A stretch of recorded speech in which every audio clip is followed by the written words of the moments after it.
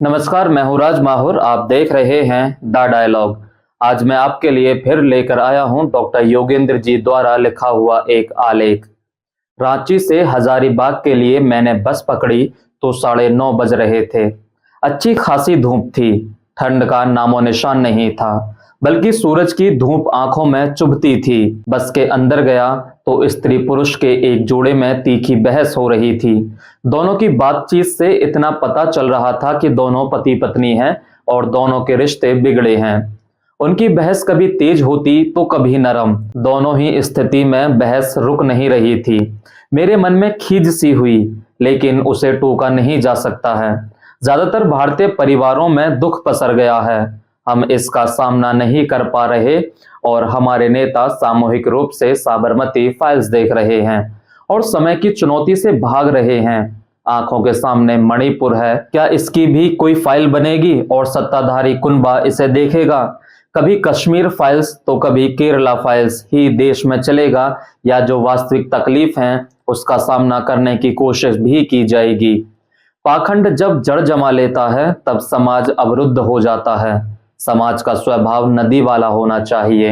अविरल बहाव में ही उसकी सदगति है। देश में घट रही घटनाएं फिलहाल अविरल प्रवाह के लिए आश्वस्त नहीं करती। हम जीवन की धड़कती धड़कनों की रक्षा नहीं कर पा रहे और सदियों की मृत मूर्तियों के लिए धींगा मस्ती कर रहे हैं। जिसके कंधों पर देश की तमाम जिंदगियों की रक्षा का दायित्व है, वे ही हाथ में पलीता लिए बैठे हैं। इस धरती पर सभी को सांस लेने का हक है। चिड़िया चुनमुन से लेकर हाथी ऊंट तक सभी का हक है, मगर मनुष्य को लगता है कि इस धरती का वारिस सिर्फ वही है। और मनुष्य में भी जो खुद को सर्वश्रेष्ठ मानते हैं, वे मानते हैं कि मनुष्य पर शासन करने का हक उनका है। ऐसे लोग प्रकृति पर जीतने की कोशिश करते ही रहते हैं। मनुष्य को भी अपने बेरहम नीतियों का शिकार बनाते रहते हैं। पूरी दुनिया में एक दूसरे से जीतने की होड़ मची है, चाहे जो भी कीमत अदा करनी पड़े। किसी पूंजीपति को दुनिया जीतने की होड़ है। राजनेता दूसरे देशों पर निगाह जमाए बैठे हैं। देश के अंदर राज्य हैं, राज्य को भी सीमित करने की कोशिश चल रही है। देश की सभी नागरिकों की सीमाएं तय की जा रही हैं। आप सभी राज्यों की रिक्तियों में आवेदन नहीं कर सकते। एक तरफ कहा जाता है कि पूरी दुनिया का उदारीकरण और भूमंडलीकरण हो रहा है, और हालात ये हैं कि व्यवहार में आप बंधते जा रहे हैं। भूमंडलीकरण पूंजी का हो रहा है। नेट और एआई देश की सीमाओं का उल्लंघन जरूर करता है।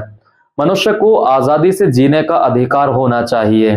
संयुक्त राष्ट्र संघ के साथ मिलकर तमाम राष्ट्र के नेताओं को चाहिए कि नागरिकों की आवाजाही को भी स्वतंत्र करें। इतना कुछ सोचते लिखते हुए रामगढ़ तक आया तो पता चला कि एक बार फिर बस बदलनी है।